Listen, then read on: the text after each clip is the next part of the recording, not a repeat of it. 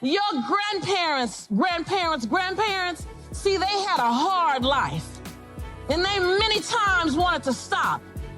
But they didn't because quitters never win and winners never quit.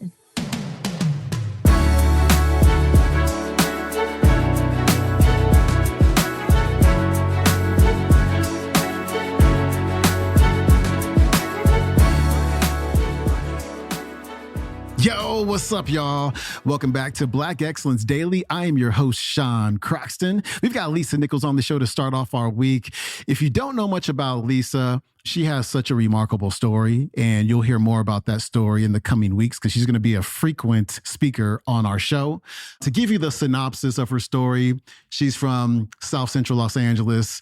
One day she went to the ATM holding her infant son and did not have enough money in the bank to pull money out to feed her own son. And that was a moment where she made a decision to completely transform her life. And what she has been able to create ever since that day is absolutely incredible. And it shows you the power of having an intention and being willing to act on it. And I think that, just real quick, this story that she's about to tell is one of my favorite stories ever. And it's about how quitters never win and winners never quit. And that is so true. And too often, and this is not just, unique to Black folks, but too often we quit before we get there. We quit right after we get started. We quit as soon as we hit our first or our second obstacle. And it's so important for somebody to teach us that the way you get from where you are right now to where you want to go is through something called course correction. You will never get there in a straight line. You're going to have to zigzag your way there. And what I mean by that is like an airplane. An airplane has a starting point and then it has a destination. But most of that flight, the airplane is actually off course. It veers off a degree, we'll say west, and then there's a mechanism within the plane that corrects it to point it toward where it wants to go. And then it'll go off a couple degrees to the east, and then it'll correct itself. So it's zigzagging. It is course correcting all the way to the destination. It's not just a straight line. And that's what success is. But again, too many of us quit when we hit that first obstacle. And, I'll talk about this on another episode, but we have been taught, unfortunately, to not get our hopes up. We have been taught to expect disappointment. We have been taught that we're not good enough to get there. And so as soon as we hit that obstacle, we're like, well, maybe I should quit. Maybe this isn't for me. Oh, see, I'm just going to be disappointed again. Maybe I'm not good enough. Maybe they're right about me. So I'm going to go back right to where I started from, and maybe I'll try again, but then again, maybe I won't. But if you're not willing to take that journey and course correct, there's one thing that I know for sure, and you know this as well, you're never going to get there. You have to be willing to stay in the game. You have to be willing to not quit, because quitters never win, my friend, and winners never quit. Lisa Nichols coming up. I want to share a story with you. In a former life, I was an athlete, and I ran track and I swam competition. I'm going to tell this story really fast. So I want to tell you this other really great. I want to have you go through this experience. And I swam the 50-yard dash freestyle, but I had one small problem. I would always, say always, I would always come in dead last. Say dead last. No, say dead last like if I weren't around. Say dead last. Dead last. That's how you say it, like she came in. Dead last. Right? That's how you say it. That's okay. Say it in my face. And so I would always come in dead last. If they had 6 lanes, I come in 6. They had 8 lanes, I come in 8. They had 10 lanes, I come in 10. And so this particular day, I was tired. I'd had 13 swim meets over the summer, and I'd come in dead last on every single one. So I'd always get this honorable mention. The athletes in here know about the honorable mention, right? It's that ribbon that says, thank you for showing up. You know that one, right? It's the one that says, you didn't do diddly squat, but we don't want you to leave here empty-handed. Here you go, y'all. Come back now. You hear? So I had a bunch of honorable mentions. And so the day before the swim meet, I go to my grandmother's house, the safest place on the planet. I said, Grandma, I'm tired. And some of you may be there. You know, we're here being inspired, but let's be honest. Let's be authentic inside the whole journey. The part that I love about my journey is that I get to tell you the truth. I'm not going to try to, because I'm a secret lady, I'm not going to allow anybody to put me in a box to not be real. Yes, yes? Like it's freedom and authenticity. And that day was a bad day. So I said, Grandma, I'm tired. I'm tired. And if this is you, just raise your hand silently if anything I'm saying you can resonate with. I said, Grandma, I'm tired of putting my all in and feeling like I'm not getting anything back out. Thank you, thank you, thank you. I said, Grandma, I'm tired of showing up and no one seems to even acknowledge that I'm here. They just have expectations of me. They don't say it. There's no acknowledgement for just showing up.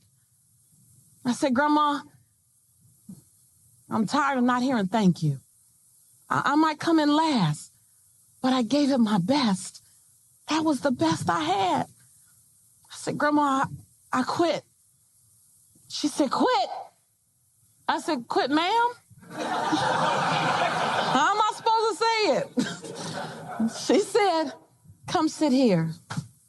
She said, Grandma wants to tell you a story. I said, oh, she gonna grandma-nize me. She gonna make me think I can fly. She sat down and she said, baby, you might not know this because you're only 15. She said, and I'm going to say this to you because whether you're in this space now or you may have been in this space or you may be on your way to this space, just hold this. I love what Malik said. He said, is it Malik? I want to pronounce correct. Malik said, you know, you write things and they're speaking to your future. I just love that. You know, so just store this in your pocket if it's not for you now. It might be for you in the future. She said, baby, because that's what she say. She said, baby, she said, I don't know if you know, but you were built from the best. She said, so I need to remind you that quitters never win and winners never quit.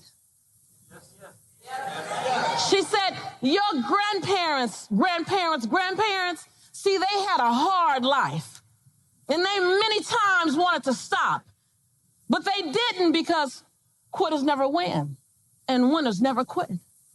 She said, your grandparents, baby, they didn't have laptops and cell phones. They didn't even have cars.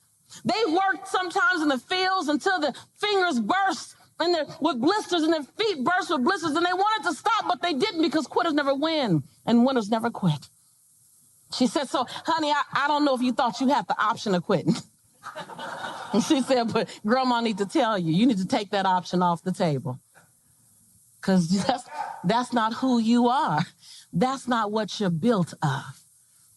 So I got up and I walked out and I was like, I'm never coming over here to quit again. The next day I walked in and I saw the worst sight ever.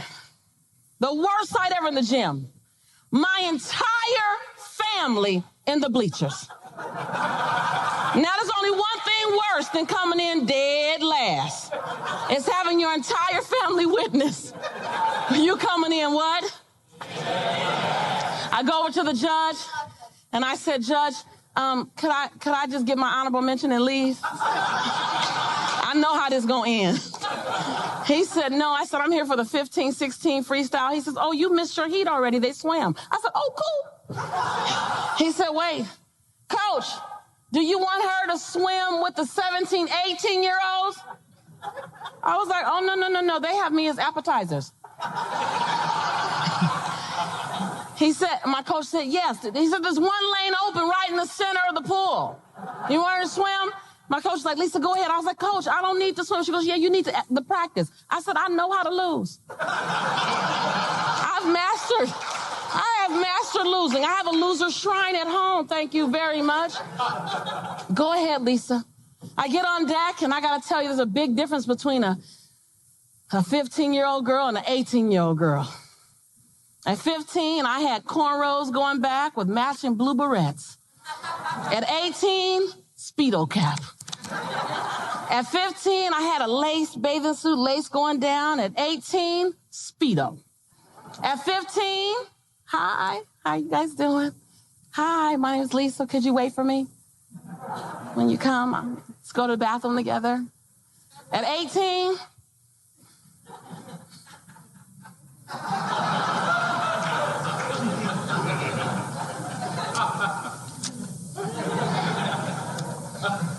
I got on deck, and some of you might be here right now. Someone see your mark? I said, I don't know how I'm going to get through this time. I've done everything I know how to do. This is scary. Some of you might be there. Some of your families might be there. Sit. You said just have faith. Just believe in the unseen. Ask, believe, and receive. And I know, like I know, that I deserve to win. I don't quite know how all the time, but I know I deserve it. Pow! The gun went off. I hit the water. Quitters never win. Winners never quit. Quitters never win. Y'all help me. Winners never quit. Quitters never win. Winners never quit. Quitters never win. Winners never quit. I drew my right arm back. There was one girl even with me. I said, oh, today she comes in what? Dead last. Quitters never win. Winners never quit. Quitters never win. Winners never quit. I did the flip turn because back then I knew how. Quitters never win. Winners never quit. Quitters never win. Winners never quit. Quitters never win. Winners never quit. I hit the wall. I looked to my left. There was no one there. I looked to my right. There was no one there. But you know that negative chatter in our head, right? I said, dang, I'm so slow. They got out the pool already. What? I'm getting slower by the day. Like there's no ripples in the water or anything. I look up at my coach and she's going crazy. Lisa, look. I'm like, what, look. I look behind me, the first person that hit the halfway mark. But you know our negative chatter, right? I said, Coach, was I supposed to swim 3 laps? Yes. My coach runs over to me. She goes, Lisa, well, what did you do differently? I've been training with you all summer long. I've coached you. What have you done different? I was like, what are you talking? I put the barrettes in my hair. I went to my grandma's house yesterday, and she taught me something. She taught me quitters never win and winners never quit. So I just chanted that the whole time I was swimming. She was like, what have you been chanting? I was like, I don't want to lose. I said, what happened, Coach? What happened? She said, you just broke the 17-18 national record. Yes.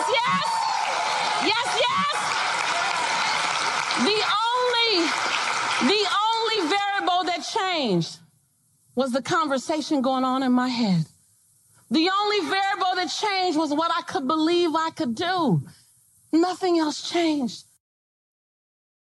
That was Lisa Nichols. Her website is motivatingthemasses.com. You can watch today's talk on YouTube. It is called How to Truly Move Your Audience. Hey, stay tuned in this week. We've got John Hope Bryant on the show tomorrow, Dr. Jawanza Kunjufu on Wednesday, Dr. Dennis Kimbrough on Thursday. Then we wrap things up with the actor and comedian Michael Collier on Friday. All right, my friend, have a great day. I'm out. Peace.